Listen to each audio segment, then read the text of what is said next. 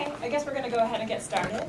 So welcome to the 15th Annual Business Ethics Fortnight Student Team Presentation. The team will have 30 minutes for their presentation. They should provide you with a handout that informs you about the business identity of both the team and the audience. Teams are expected to bring you up to speed on the issue at hand and then to convince you of a recommendation that is legal, financially sound, and makes sense ethically. Following the presentation will be a 20-minute Q&A session. We ask the judges to please remain in character during this session. After the Q&A, we will ask judges to state the strengths and weaknesses of the presentation. Please note that even though we ask students to address the legal and financial dimensions of the case, this is primarily a business ethics competition, not a business plan or business law competition. Students have been instructed to explain the ethical issues in a simple and straightforward way, and they have been advised to make it plain how these issues relate to business concerns. So at this moment, I would like to go ahead and ask the judges to introduce themselves, and then we can get started.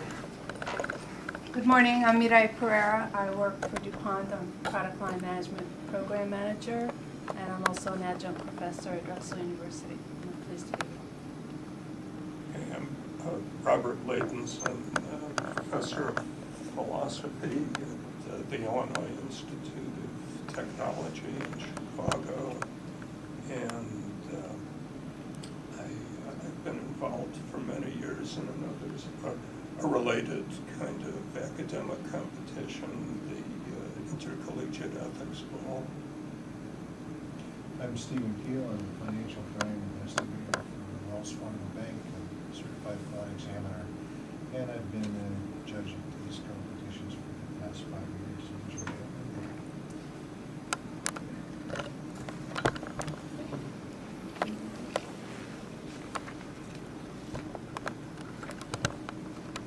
Ladies and gentlemen of the board, thank you for having us here today to speak about Mr. Hurd's employment at Oracle. My name is Laura Simmons. My colleagues and I from Klasky Consulting are here today to speak to you about Mr. Hurd's past unethical behavior, specifically new information that has come to light since he was hired last September. We will explain to you why his unethical behavior is in conflict with Oracle's Code of Conduct, and we will explain to you why we believe this puts Oracle at risk for negative legal and financial consequences. Our recommendation to you today is to terminate Mr. Hurd's employment. First of all, Kitty Shen, our Chief Ethics Officer, will explain in more detail what Mr. Hurd has done in the past, how it is unethical, and what you need to know about his unethical behavior.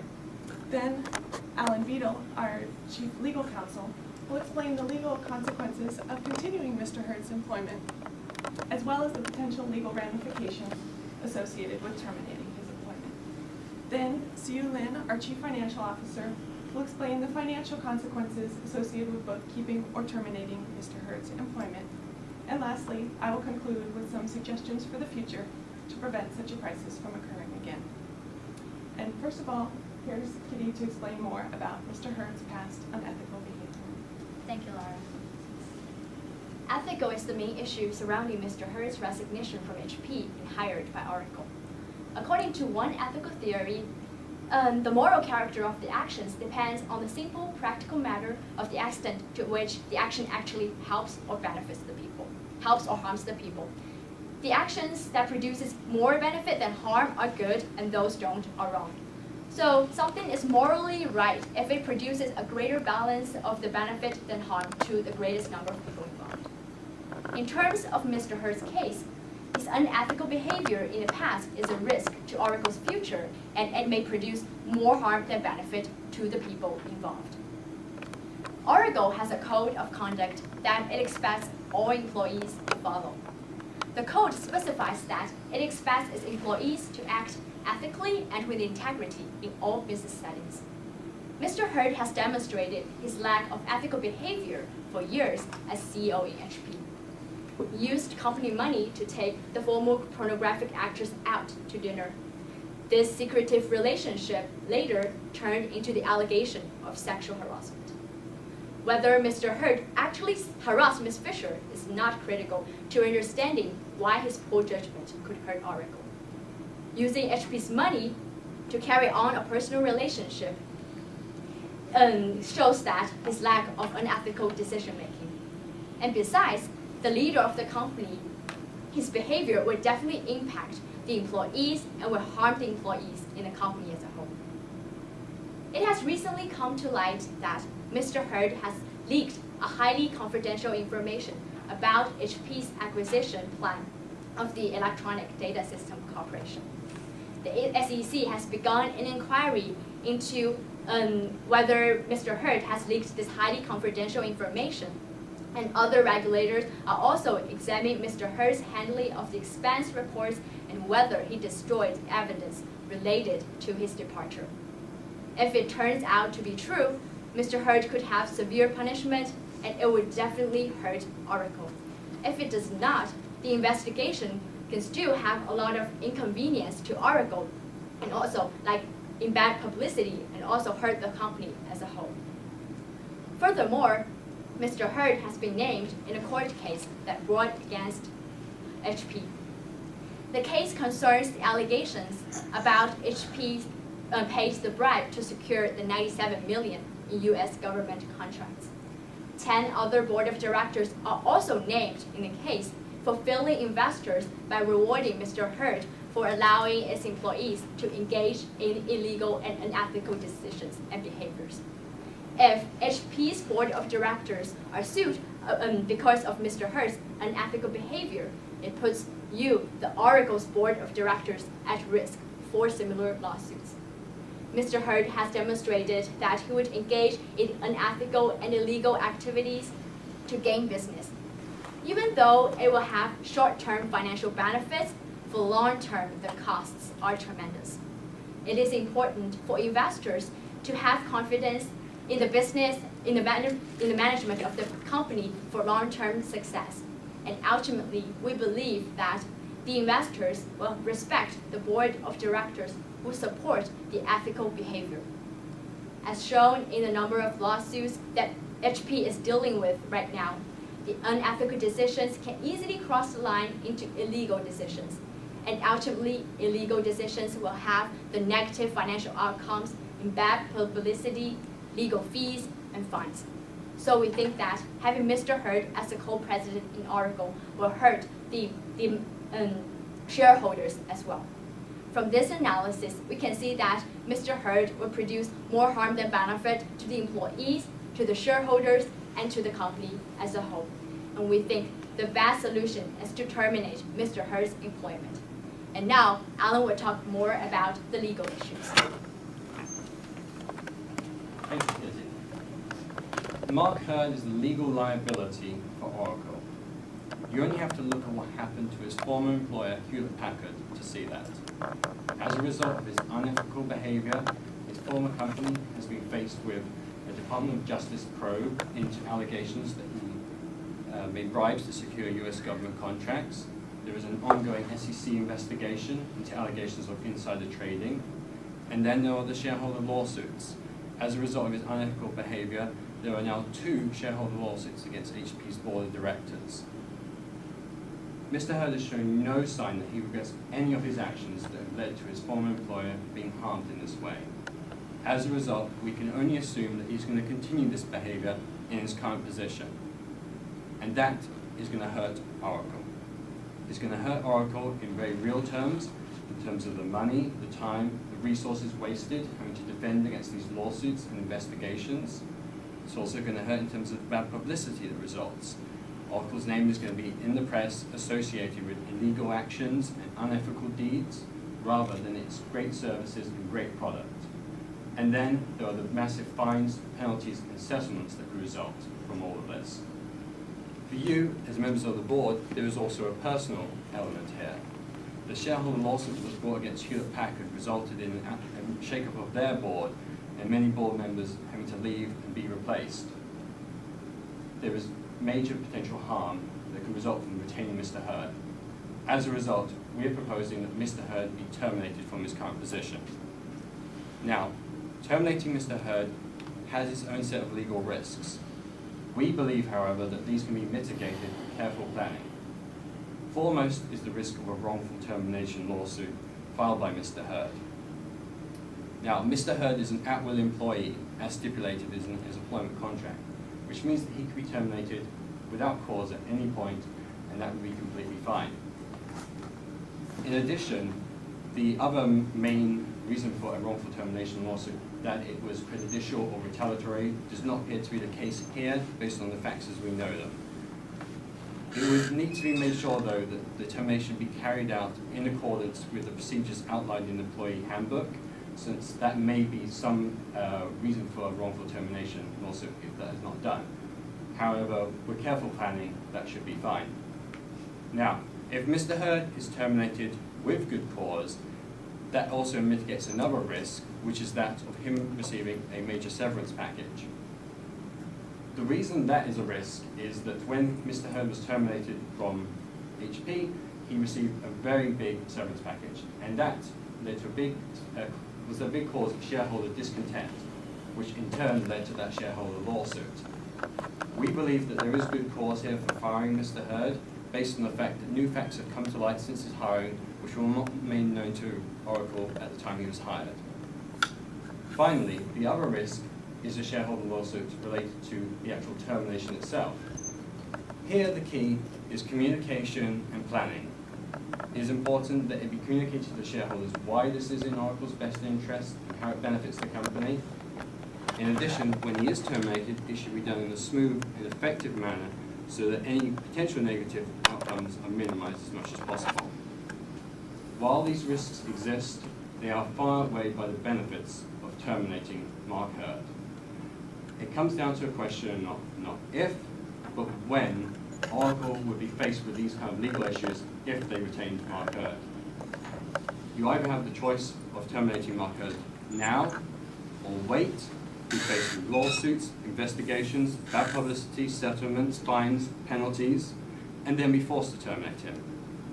We are recommending that you take the brave step today to go forward with terminating Mark Hurd and not have to go through all those legal consequences and end up in the same position. All of these legal issues carry a financial element to them. My colleague, C.U. Lin, will now talk more about that and other financial issues. Thank you, Alan. A lot of the legal actions have financial implications.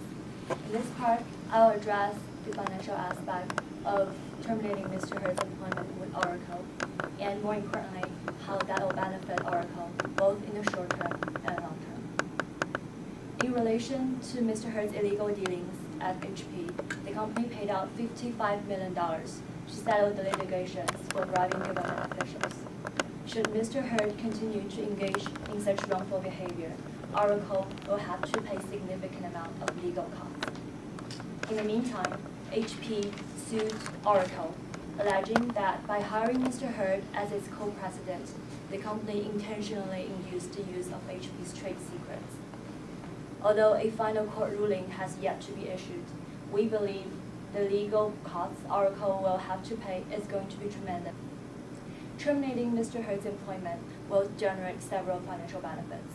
The most direct and obvious one being the removal of the civil lawsuit brought by HP, and further down the road, various lawsuits, both criminal and civil, if Oracle continues to have Mr. Hurd as its co-president.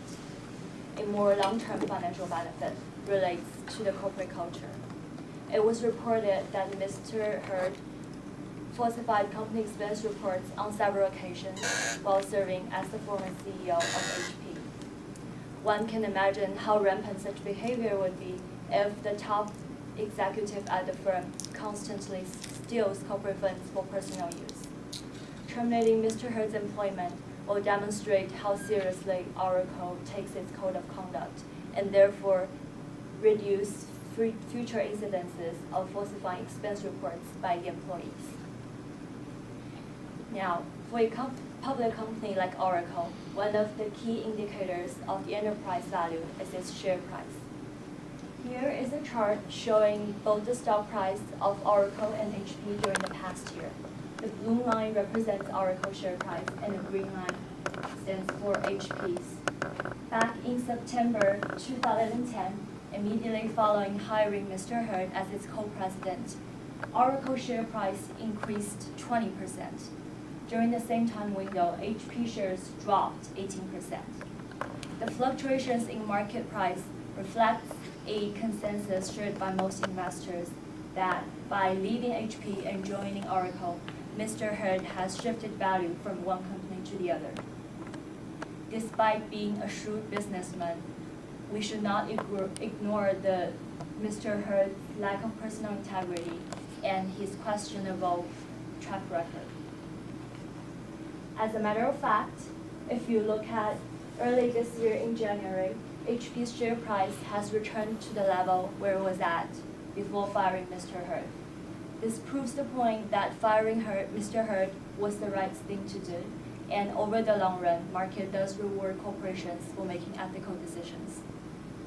Oracle's share price at the same time has been doing pretty well, but it's hard to say when the company's share price will take a deep hit once more of the scandals relating to Mr. Hurd come to light. We do anticipate a slight drop in Oracle's share price at the termination of Mr. Hurd's employment. However, with the right contingency plan in place, we believe the company will be able to minimize the impact and properly handle various issues arising from the situation. What kind of plan does Oracle need? This leads us to the next section of our presentation, and Laura will walk us through that. Thank you, Siu. As Kitty, Alan, and Siu have explained to you, Mr. Hurd has a long track record of unethical behavior during his time as CEO of HP. And since he has not shown any remorse for his actions, we're to believe that he is going to continue his unethical behavior in his current position at Oracle, and this will put Oracle at risk for future negative consequences, legal and financial. Our suggestion to mitigate these problems is to terminate his employment now. In order to prevent such an event from occurring again in the future, we have some suggestions. First of all, as you know, Oracle already has a code of conduct in place that specifically prohibits actions such as falsifying expense reports or bribing government officials. But what it needs to do is it needs to implement this code of conduct at all levels of the organization, from the entry-level employee to the highest senior executives. Everyone must be held accountable for their actions, and this code of conduct needs to become the foundation of Oracle's corporate culture. Our recommendation for implementing this code of conduct is use of the Nomination and Governance Committee. While their current role is to help recommend and recruit the best talent, they could be used, in addition to the internal auditors, to identify problems at their earliest stage, to look and monitor the internal business practices, and see if any employees need some separation of duties or other help to minimize problems. And in the worst case scenario, if there were other employees whose unethical behavior jeopardized Oracle, they could recommend termination of other employees' employment. And externally, Oracle needs to work on its public relations, needs to assure the public that it will not sacrifice its integrity for short-term business profits. Investors, analysts, business leaders must be assured that all of Oracle's employees will act ethically in all of their business dealings. It is your responsibility to show the public that you're concerned with all aspects of the company, the legal, financial, and ethical aspects. We believe that terminating Mr. Hurd's employment will help achieve this goal. As we have explained to you today, it's imperative for the future of Oracle, for the sake of the shareholders, but also for your integrity as business leaders to make this decision. Thank you. We open it up for questions. I have a comment, question. I appreciate what you've said, and thank you very much. But I'm led to believe that maybe you're advocating for us to abandon support for our employees generally, and Mr. Hurd specifically. Everything I've heard about has been allegations. It's still in the process of adjudication. As far as I know, we have not done any fact-finding or investigation. So I'm wondering about the ethical issues of not providing support to people that we've already supposedly vetted to hire, and is an ethical lapse, however long, no longer rehabilitated? I looked at Major League Baseball. They have 2-3 strikes for drug issues. I looked at Kaiser Permanente, which has a long 6-year litigation against a doctor who was accused of sexual misconduct with his patients. They did not terminate him or support him. He wasn't on staff, he was off staff, he was under full pay. Why can't we support Mark and provide closer supervision and provide a retraining program? I'll go ahead and start with the answer to this. It was one thing that he had allegations of sexual harassment against him, and as a board, you were able to say that this was just an allegation and hire him. Since there's been repeated allegations of other much more serious things, such as bribing government officials, which has actually been proven, and that he leaked insider information, these are serious allegations that it's unlikely they would have so many allegations come up if they weren't founded in some reality. And he's in such an important role that if he has these kinds of ethical lapses or something that could lead someone to make such an allegation, he's going to set a bad example for the employees underneath him. And the tone at the top really makes a difference for how all the employees act.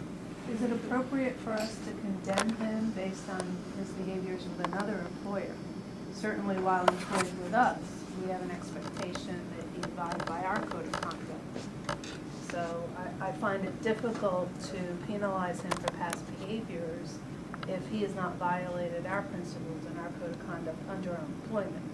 Is it more appropriate for us to wait and give him the opportunity to demonstrate that he's recovered and is no longer, and has learned his lesson and is no longer participating in such behaviors? He certainly demonstrated that he can bring us a significant shareholder value. I'd like to answer that.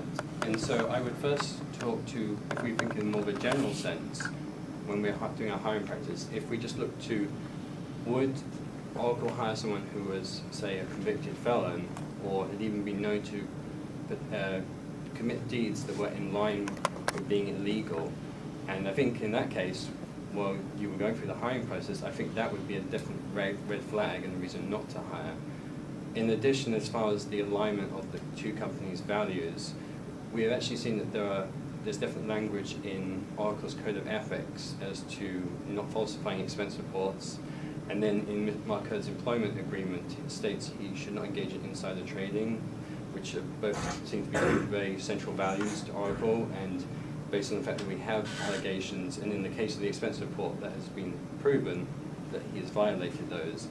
So knowing that he has done that in the past, and then combined with the fact that he has not really indicated that he regrets that or feels sorry for that, there is a strong indication that he would, in the same circumstance, commit the same deed.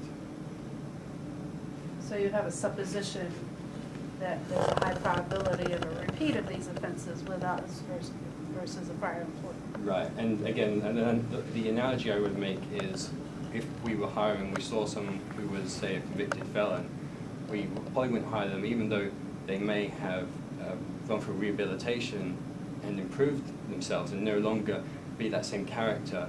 There would still be major questions as to hiring that person, knowing that they'd had this past behavior. Short of termination, do you have any other options for us? As we mentioned, we could also work on the internal corporate governance of Oracle. We could, implement more policies and procedures to, look at our business procedures and make sure, we don't deal with any illegal things while we are conducting our business. Relative to Mr. Hurd himself, do you have any other options for us to consider short of termination? Well, one thing is that, as I briefly mentioned, we definitely want to follow the procedures outlined in the employee handbook. So although our goal would be there to terminate him eventually, I believe some of those procedures do contain certain steps that we go through. So we would go through those steps, and I'm not sure if that would necessarily change our ultimate decision, but some of that would involve talking to him about these issues and looking at it from that I think you're presenting a prejudicial case here, where you're asking us to have an intent to terminate him and then proceed along those lines. I don't think that's particularly fair. I'd like to know if we have any other options to retain his employment yet manage his behavior consistent with our code of conduct while he's employed with us? Well, I think from our perspective, it goes to an inherent question of someone's character and whether or not you believe that that could fundamentally be changed. And there's a certain philosophical element here, what determines who a person is, and part of that is looking naturally at what they've done in the past and how they've conducted themselves. And when you see a repeated pattern of behavior, it does tend to make you skeptical that that can be changed. And we think that it is very important for the leader to set a very good behavior for its employees, because as a co-president, it is a very high position, and for the employees, they will look at their boss and their leaders and what they behave, and it is a very good example for them to behave. And if the leader has done some unethical behaviors in the past, they will think that, oh, maybe the leaders has done that, maybe it's right for me to do that as well. It would set a very better example for the whole company. In specific answer to your question, if you were completely against terminating his employment and wanted to figure out what you could do before he committed any specific crimes at Oracle, you could have more monitoring on him, and if you used the Nomination and Governance Committee and had internal auditors spend more time reviewing the expense reports that he was in charge of and his business dealings, and somewhat investigating without any allegation, but just monitoring his behavior, that could be a way to keep him in check and know that people are paying attention to his behavior, and that might help. And also the SEC has begun an inquiry into different investigations, and I think you should also look into the investigations in the past. This will definitely have a large impact into Oracle, the investigations. Would it be legally preferable to wait until such an investigation, and that would be a basis for cause in the event he were convicted? Speaking as general counsel, I would agree that would be a good thing to do. It would definitely help us in terms of what I mentioned as far as giving good cause of termination and not having to pay that severance package, which could be very sizable. In the case of HP, it was about $40 million they had to pay. So.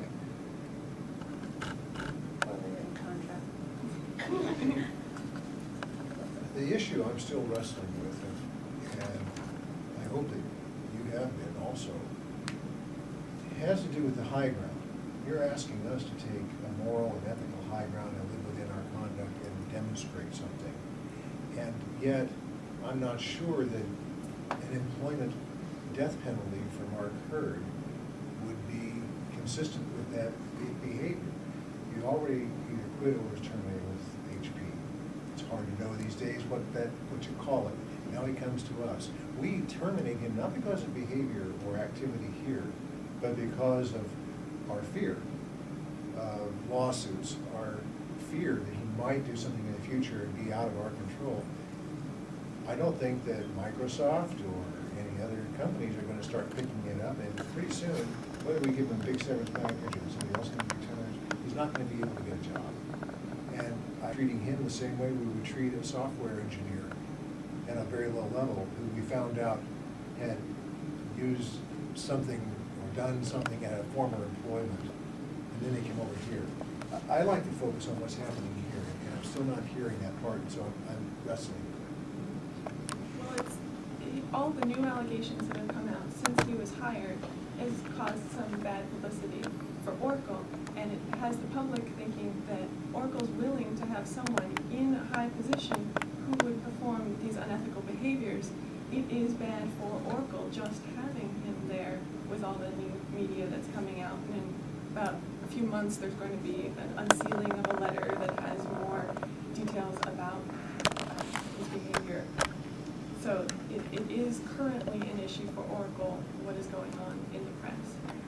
And I think I'd also supplement that by saying that this really is an issue that he shouldn't have been hired in the first place. There were certain facts relevant to his hiring which he knew at the time, but which weren't made known to Oracle at the time.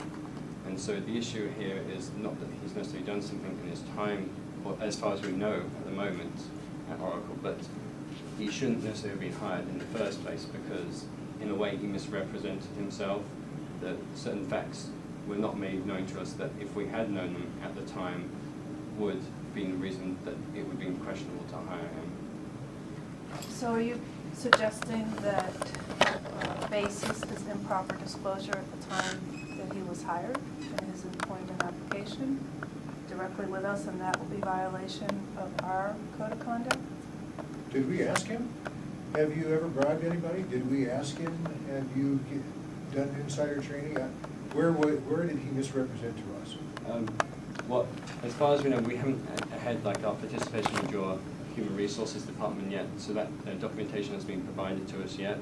So we definitely would want to see that, but we believe that that is something that we could reasonably believe would have come up, given the nature of his high-level position as CEO of Hewlett-Packard. Those kind of questions related to insider trading, bribery, falsifying expense reports, in some way would have been or should have been addressed during the interview. Which I think, by the way, are not just ethical, those are criminal issues. I haven't seen any criminal action against him. He isn't in jail. He's not actually under a Well, you know, as legal counsel, you're aware those are crimes that are where the issues often turn on very subtle, nuanced matters of judgment. Well, although he has been said to leak this confidential information regarding the acquiring of electronic data systems, nobody performed any specific insider trading on that information. So he leaked very confidential information, but nobody had any financial gain. So the SEC didn't need to, or is looking to see if anybody did have any gain, but as far as they know, haven't. So that's why there hasn't been any legal direction on that issue. And then relating to the Department of Justice probe relating to the bribery, there was a major settlement reached in that case, and we don't have the information to know the motivation behind this settlement, but there's reason to believe that there must have been some reason for them to wanted to make that settlement rather than go through the process of having to go into court to defend against that. Actually, you still have a little bit of time, I guess, so about 6 minutes. Okay. Well, since this is your first recommendation session with us, and I know we've asked you to do a first assessment confidentially just for the board, not involve any other employees, not involve HR, are there due process recommendations that you have for us that would help us ascertain if there were any violations with our code of conduct during his employment with us that would give us more of a basis? Because as my fellow board member said, we're very hesitant to condemn someone because of past behavior when it wasn't done under our employment. We need to support our employees, give them an opportunity for recovery. Right. So I'll start by saying that we definitely want to consult with human resources to look at, as we were talking before about the interview, what was brought up in that sense, to see if that is one area that we can make the case for termination.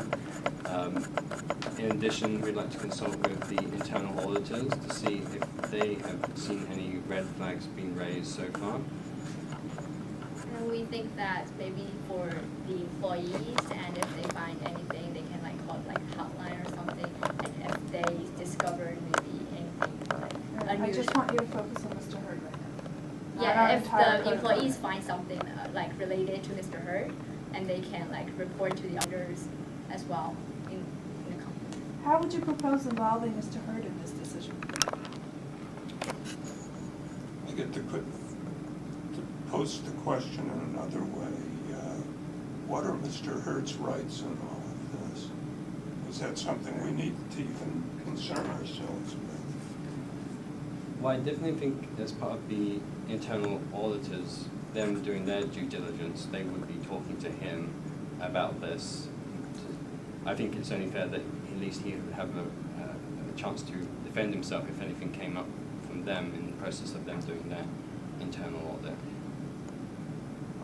I mean, just on a personal level, speaking to him, talking to him, finding out what his impression of all of these lawsuits is would help give you some idea of whether he thinks that he's guilty, if he has any sense of remorse, because from what we know, he doesn't. But if he were able to demonstrate that yes, he was involved with these things, but he realizes what he did wrong and could convince you in some way that he was not going to commit these sort of acts and show you that he has ethical. How would you feel about he taking Mark to lunch and having a heart-to-heart, sitting down and saying, you know what just happened at HP and what's going on right now in the papers is not a good deal for us, and we're going to have to look hard at that.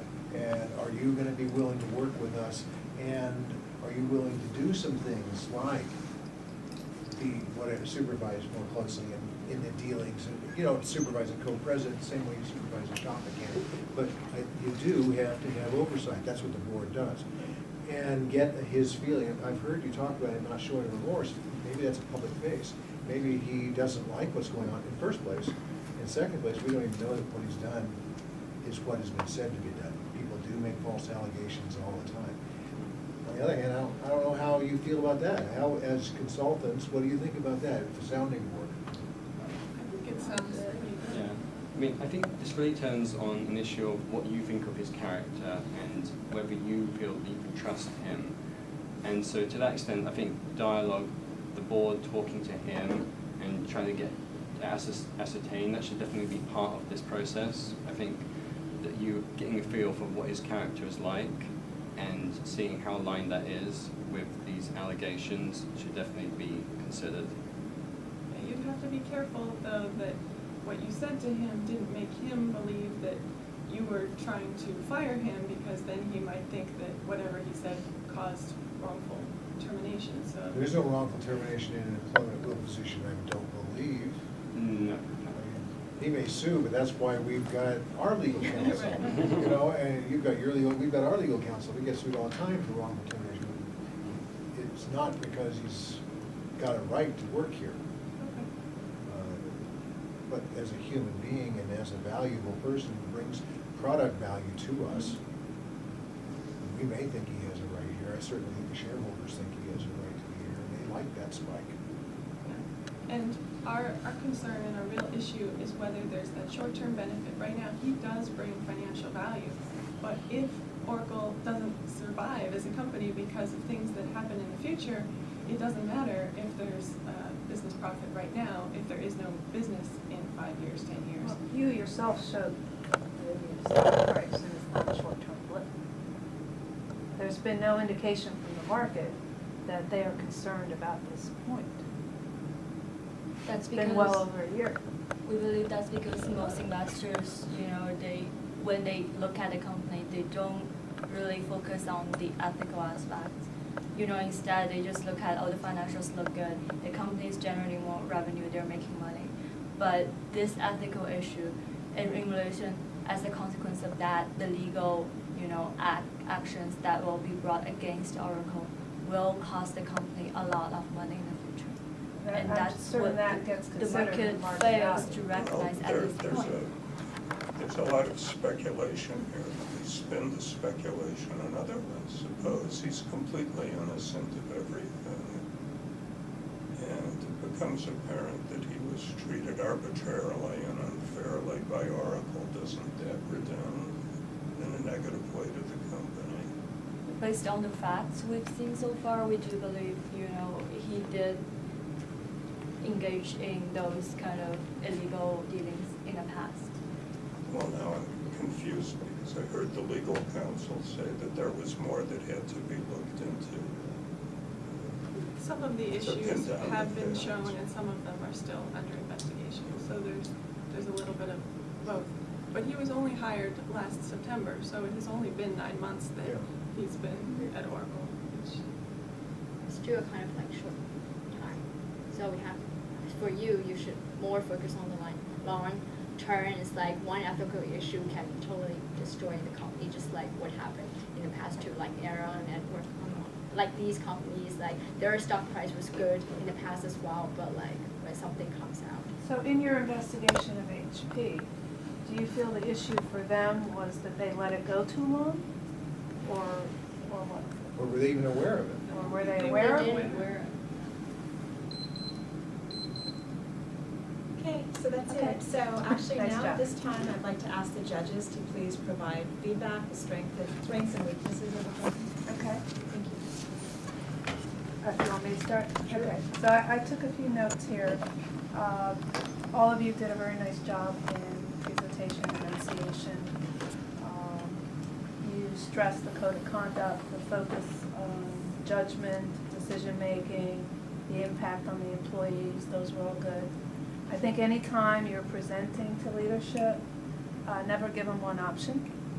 You should always consider what alternatives are available to them, the risks, the consequences of those, looking at the ethical considerations for the company terminating him based on speculations, allegations, prior employment is a touchy subject.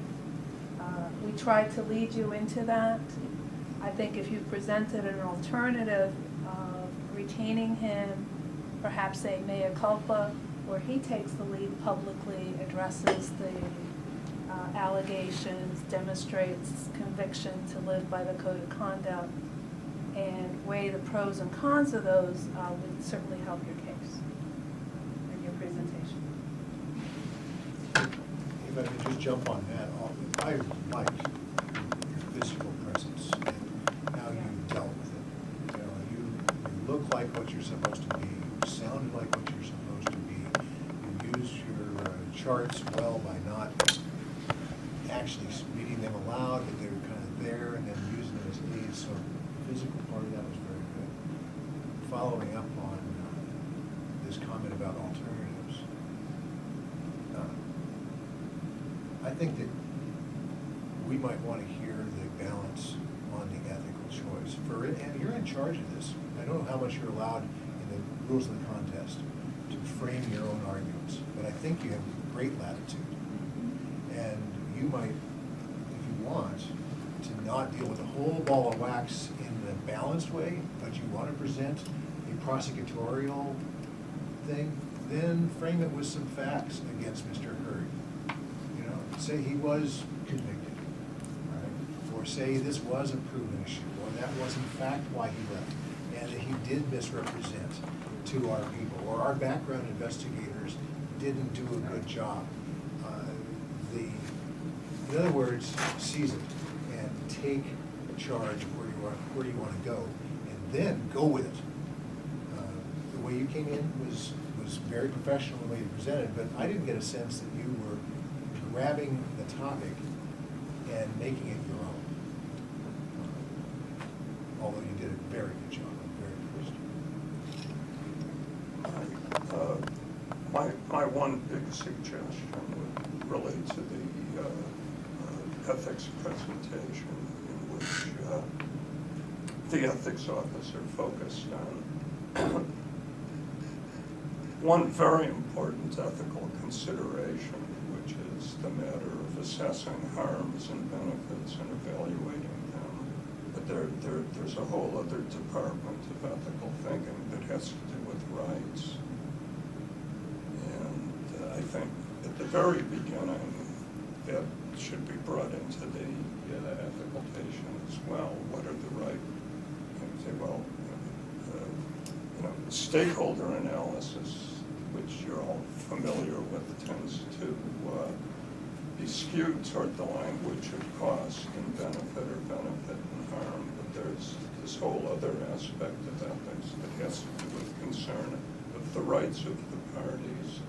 And I think that has to be right up there at the very beginning, and then that gives you a framework for talking about these issues of procedure that obviously all three of us were troubled about.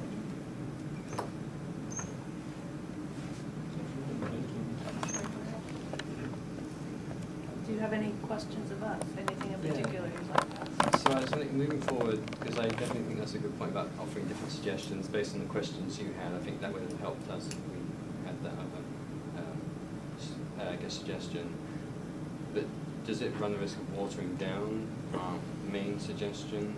I think you can have your primary recommendation and your alternative, and explain the consequences of those alternatives, both pro and con, to allow us to make the decision that more than likely supports your recommendation. But if you come in with something, then I'm automatically in a position to look for the holes. If you present the holes for me and the alternatives, I can walk through your thinking process and be more readily able to accept it. And it's not presumptive. It will also give you an opportunity, as he said, when you're framing it, and you can make some suppositions, this is the case, right? So you can take some, you can even give me a decision tree that says, you know, these are your choices. If he does this, this makes it clear that you'd likely do that. If you interview him and ask him to be the face of the corporation and talk about, he can't disclose some things because it's under investigation currently, but he can certainly say how he wants to operate in Oracle. If he refuses, then that clearly shows that he did this. If he does this, you want to do this. In the event, these consequences, you want to consider his rights. You want to consider, because not only should we be looking at his ethical behavior, but we have our ethical behavior. How are we to be on our high horse if we're terminating somebody for behaviors that are allegations? God knows if HP wanted to oust him for some reasons, if all these things are trumped up charges, et cetera, et cetera. So help us run through that thinking process to allow us to reach the conclusion you have. I think the one thing is you came in with a position, and it's good to have a position and support it and not have it watered down, but it gave the impression that was the only option, that was the only position, that was the only thing you thought about.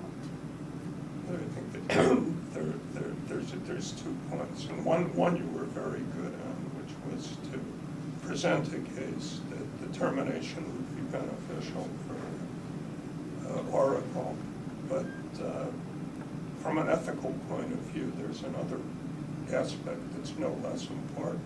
You say, well, this would be beneficial for us to do, and it doesn't violate his rights. Okay, and that's the part where Right. we Give him these opportunities in this manner to assure yourself that this is the right decision, and to give him the opportunity and preserve his rights. So it's not just the threat of wrongful termination, it's the assurance that we've actually lived up to our code of conduct and did not wrongfully terminate him. It implicates the question of what does due process Right. mean in the context of an employment organization. It's obviously different from a criminal proceeding. They're not the Right. same thing, but you know, you have to have some framework for explaining what the difference is and consistent with what due process means, the appropriate standards in this context of the corporation. Determination would be consistent with that. For instance, if I may make a suggestion, again, coming to your first paragraph, I had that one comment early. Looking at the last sentence, and you're the ones who have to make a decision because it's your game, but I would suggest something like our team, Klasky Consulting, has been engaged to offer strategies regarding Oracle's employment of Mark Hurd. And in which case you're now able to keep a larger context and still then narrow it down and pick your choice. Do we want to fire him? Do we want to rehab him? Do we want to discuss both those things? And you can go at it with a single focus and the null hypothesis of not a single focus. Or you can provide a couple of options within the time frames of what you've got going. But again, I think we're all saying the same thing. Pick something and then give us all of the ethics and as well as the other. Thank you very much. I thought the team did a great job. So at this point, I'd like to thank the team and also thank the judges. Thank you very much. Our awards banquet luncheon is going to start at 12:30 p.m. in the Sculpture Garden. That's right near the chapel. So you have a few minutes just to relax and then. Kirsten, what are we doing our 90 seconds? That's going to be at the awards banquet. By saying, when I read your executive summary, I did not see anything about the code of conduct, so I was glad to hear you mention that. But my question would be, with that code of conduct and it being a current tool that's used within Oracle, what could have been done, or what should have been done to negate the position of hiring, and where did it fail in terms of bringing on Mr. Hurd? I'll speak to that first. When Mr. Hurd was hired, very little about his past was known to Oracle. The only thing that you were aware of at the time of his hiring was that there was some allegations of sexual harassment against him. The falsified expense reports, leaking confidential information, all of these legal cases, they were not brought up yet. So there was not an adequate background check done on him at that time to see what he had been involved with and what other things were going on. It wasn't as though this was public knowledge and then Oracle just went ahead and hired him. This was new information that came to light since he was hired. Yeah. And then just as one of the steps moving forward, I think a lot of the areas of improvement would be in the hiring capacity. And I think when it comes to senior management especially, more thorough investigations could be conducted to make sure that these matters, which are more private and not public knowledge, come to light during that hiring process. And to continue on to the hiring process, Mr. Hurd is a close friend of our CEO, Mr. Allison here, and so there could have been something that may have slipped through the hiring process just because of that relationship.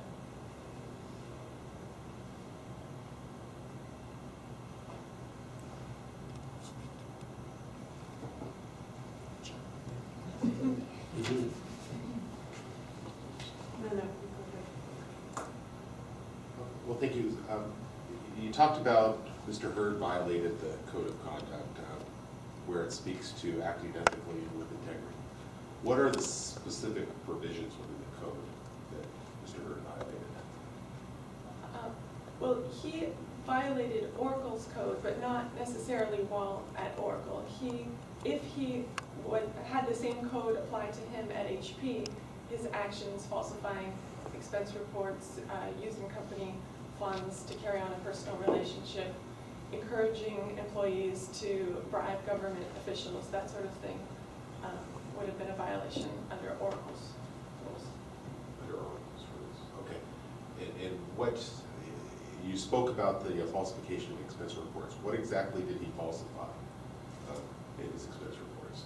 He said that he was doing business and that his dinners were related to HP business, that he was making presentations, things of that nature. When they did investigations, they found out that there was not any HP business going on at those hotels that he stayed at the restaurants where he went out to dinner. Was this while he was traveling for work?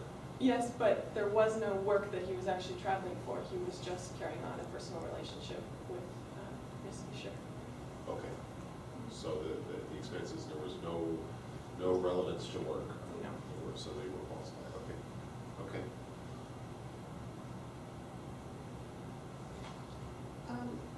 In the presentation, there were a lot of declarative statements. And I'm just wondering, for example, you said this has had an adverse effect, the hiring of Mr. Hurd has had an adverse effect on public perceptions about the company. Can you give any examples of that? Well, to be really fair, a lot of this is maybe more anecdotal, I'd say, but if you look, for instance, at the news media and various public information sources such as blogs and other journals and articles, there are a lot of references to Mr. Hurd and his situation in terms of current corporate ethics practices. That's maybe a bit more anecdotal, but it does show the impact he's had on the public and his relevance in this area. To add on to that, you mentioned something to the effect of releasing him would enhance the corporate culture. in the process of doing this, did you do an assessment of what you thought the current corporate culture was? Where would we be going? Would we be building on a corporate culture that is presently weak, a very strong culture? Just what would be our starting point in terms of if this is going to enhance the corporate culture? Is it going to be? The starting point is not the most ethical. It's not in severe violation. Most people are probably acting ethically and legally in the business, but the public perception in articles is that Mr. Ellison has done whatever he can to get the business that can, and not necessarily the most ethical tone at the top. So it's taking it from somewhere in a moderately unethical place to try to say, we're taking a new step here, we're going to change the corporate culture here and go from an unethical tone at the top to we're going to make this bold statement and change this for the future. And then if I might just add on to that, just recently a Department of Justice probe was begun into allegations that Oracle had been involved in bribes to African businesses to secure contracts in Africa. This is not related to Mr. Hurd directly, but shows that aside from him, there's some element within the company that has similar unethical tendencies to commit those kind of actions. Although we haven't personally investigated that, that does show some indication that there is room for improvement. And so then from there, we feel like that first step of the improvement is to terminate Mr. Hurd in order to begin that strengthening of the corporate culture. Are the issues that you brought up regarding his past with HP relevant to our decision today? Because nothing has been proven. And as we all know, the news story, and anybody famous gets in front of the news, it can mushroom into a lot of information, some of it can be misleading. So we hear a lot. We know that HP settled with the government for a $55 million payment, but they did not admit guilt in that case. That was a settlement. So what was the implication to Mr. Hurd? What was his involvement in that bribery? He was the CEO, but as you mentioned at Oracle, there were bribery issues that he was not involved with. So do we know that he was actually directly involved with the bribery issues at HP? The information that we have says that he was aware of the bribery and that he encouraged his employees, although he didn't personally make the bribes, he was telling the employees that this is what they needed to do to gain that business. And is that information based on interviews with individual, or are there hard facts that substantiate that? The facts that we have are based on what people have said, and all of the investigations are still ongoing. Okay. And just to add on to Laura's point, I think definitely that is our concern making this recommendation. We don't do it purely just based on these allegations. So the purpose of our independent investigation was to obtain sufficient assurance that there was grounds for this. Obviously, since this is not a legal proceeding, it's not the same kind of burden of proof, but we did obtain sufficient assurance from our procedures as part of the investigation that there was grounds to these allegations, and they indicated this fundamentally unethical character, which, because it has been so consistent, we believe it demonstrates that in similar situations he's going to conduct himself in the same way. Has any of your research looked at the impact on consumers or employees in terms of Mr. Hurd's leadership and this issue? Has it hurt sales, or has it hurt employee morale? We don't have any specific evidence of this. It is likely that it has hurt employee morale to have an employer who encourages at HP to make bribes. This cannot be good for employees to feel that they're stuck between doing something that's illegal or potentially losing their jobs.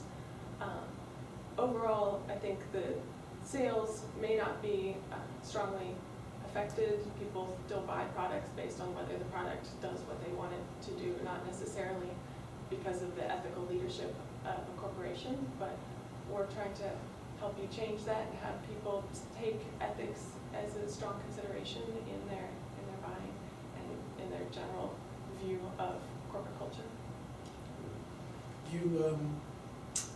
You presented a lot of information here and findings on his behavior, which I see the majority of being his past behavior.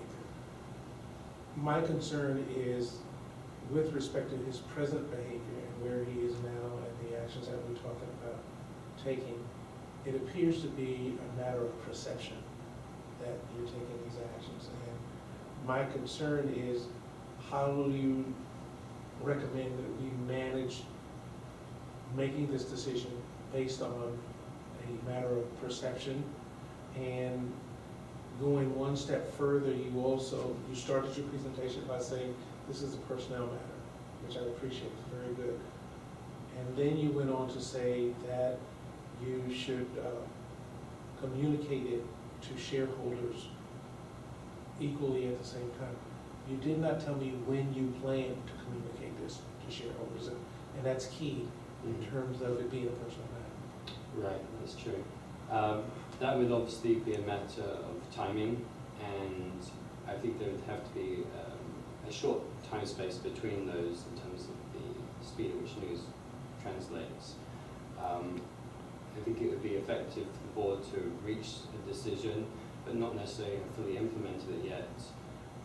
But within the same time frame of telling shareholders, it should be a very close kind of time frame that this occurs. So everything, the communication to the shareholders should be thought out clearly beforehand, so that it addresses a lot of the questions that they may have. And in terms of talking about the fact that this rests a lot on his past behavior, I think this is a kind of one of the tricky areas with this kind of ethical discussion. And fundamentally, we see this as analogous to is if, for instance, you were to hire someone who had a criminal background.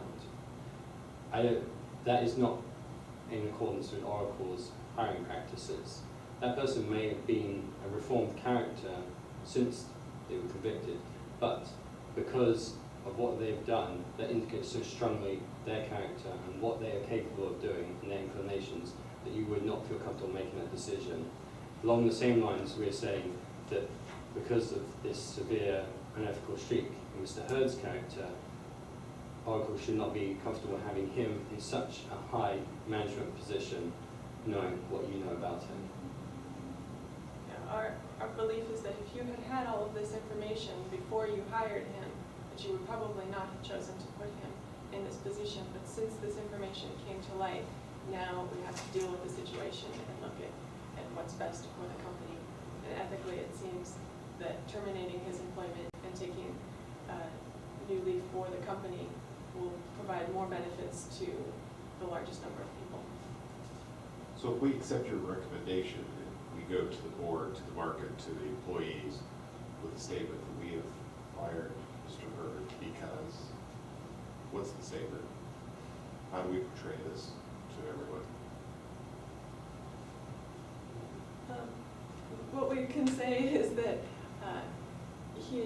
his behavior is not in accordance with Oracle's code of conduct, and that his unethical dealings are not the direction that Oracle wants to go, that we're taking a bold step in being a very ethical corporate culture. So you don't recommend that we state anything specifically that he's No, been involved with? I It's don't just a think general. that would be fair to him. I think that just taking the more general step puts a good view for Oracle without specifically putting anything extra onto him for his future. There's not necessarily a need to tie him back with HP, just because we are now talking about his time at Oracle. And so we're focusing more on his character rather than his past behavior. Okay. And you talked about the legal liabilities here, and are we really protecting ourselves if we terminate him now? Anything that he's done in the past while as our employee for the last year, we're still going to be held accountable for. Today, he's under a microscope, and we know one thing for sure, he's not going to do anything wrong. So how are we protecting ourselves legally by terminating him today versus letting him continue to do clean business for us going forward? Right. Well, in the case of what he may have done so far at Oracle, obviously the company would stand to be at risk because of that. The key here is that moving forward, there may be far greater risks. And we did look as part of our investigation into his current conduct so far at Oracle. We did not see anything he had done anything illegal so far, which, as you were suggesting, pertains to the fact that it is so new into his tenure here that he is kind of under that microscope. But as he stated longer, that will quickly disappear, and he will feel more license to be able to do these kind of things. So we see those kind of legal risks occurring in the future, and that any potential legal risks from what he's done so far would be minimal at this point. Okay. Should we give him an option to resign? I think that would be respectful of his personal rights to give him that option. Would it have any implication for us whether we handle this one way or the other? Well, just from a legal perspective, I think one thing is in terms of the severance package, that would maybe have an impact. And based on our close reading of the agreement, it seems if he resigns voluntarily, but both parties agree that there is a reason for that resignation, then the severance package does not need to be provided. But that would probably, from a legal perspective, be the main issue there. Okay. The general public perception seems to be that whether they resign or are fired, it ends up being somewhat synonymous. People realize that people don't generally just suddenly resign from these high-powered positions to then go take another one that might be not quite as high-paying or as prominent. So if he feels more comfortable with taking that role of resigning, it shouldn't be a major deal to the ethical views for Oracle. So people will get it. People get it. Okay. More? Bill? We'll stop there and we will offer you some feedback. First, let me start by saying I think you did a wonderful job. I've seen quite a few of these presentations before, and I missed last year. And I think all the presentations, if they follow you, they will be a step up in terms of what I've seen in previous years. I appreciate the work and the information that you provided, and I think your answers were concise to the point. There were a few things that the last issue that I asked you about in terms of the timing, I found it very interesting. You said it would have to be very tight timing, and I sat here and I started to smile because if you notify the shareholders prior to notifying him, I'm sure as a part of his signing bonus, he got lots of shares. He's going to find out that way before. So I think it almost has to be a simultaneous notification. And so that was one of the things that I would offer some feedback on. That's good because it's not something we ever really thought about when it came to this, is what the timing of that would be. It appears also that several of these things came to light after he came in. And I also had some feeling that maybe there is some culpability here with the board or the HR committee. And in making this recommendation, I thought that it may be appropriate to also say to the board that you need to acknowledge that there could have been a better job of due diligence done. And so you would be taking some responsibility. That also would speak to the corporate culture, taking some responsibility.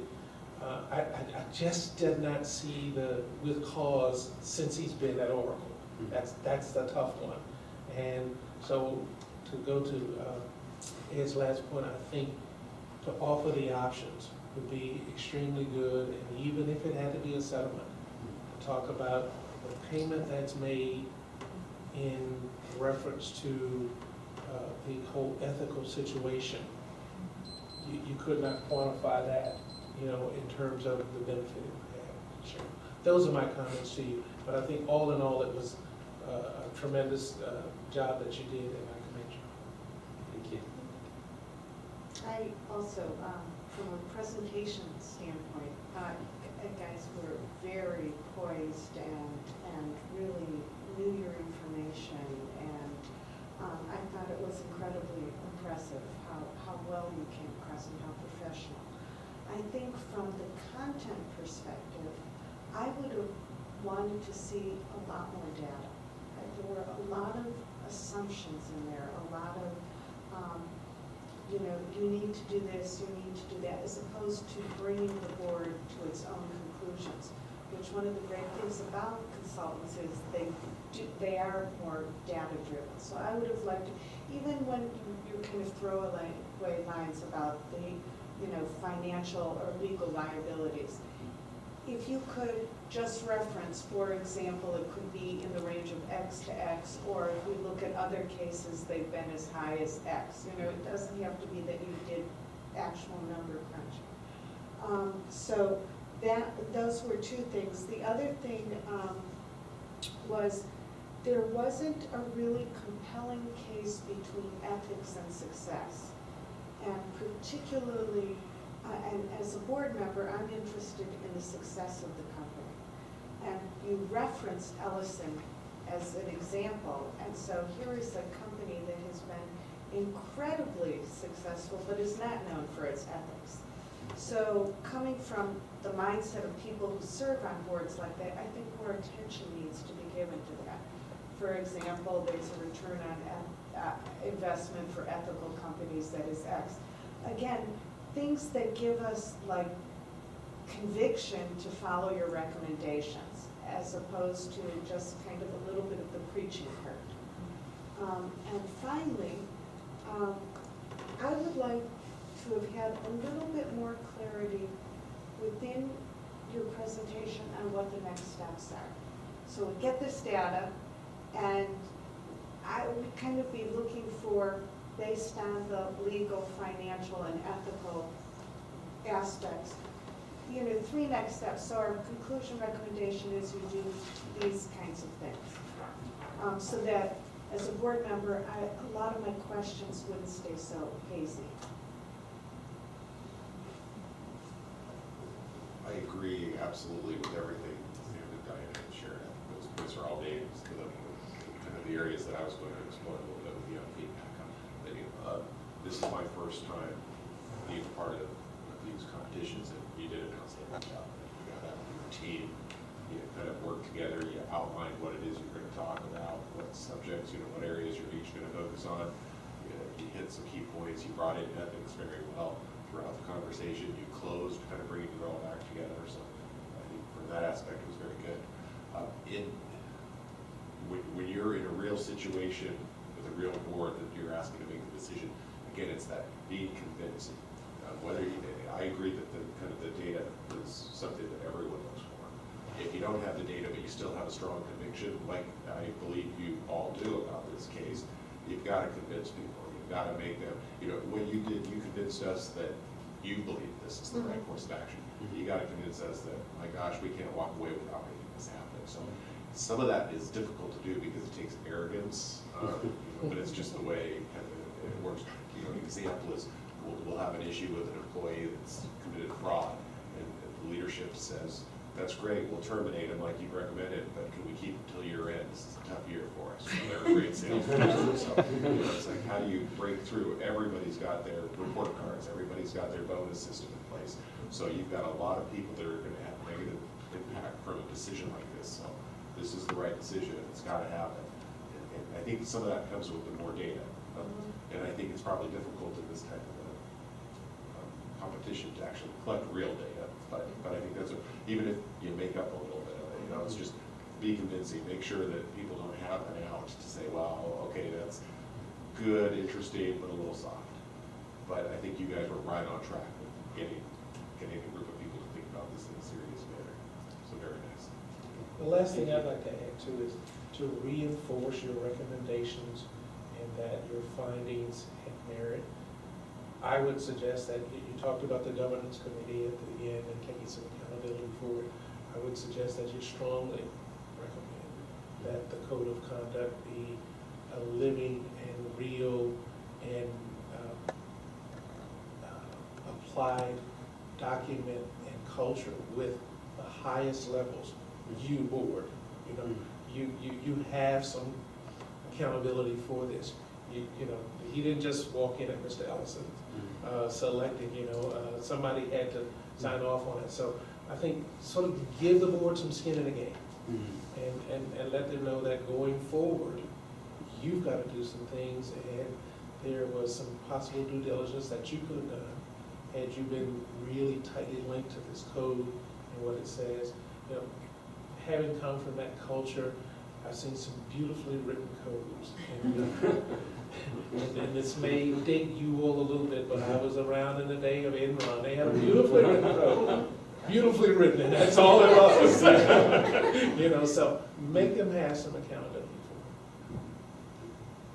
Thank you for your feedback. Thank It's you. really helpful. Job well done. Thank you. Thank you. Good luck. Thank you. I volunteered for this one. I was hoping I would get to listen to you. Oh, that's great.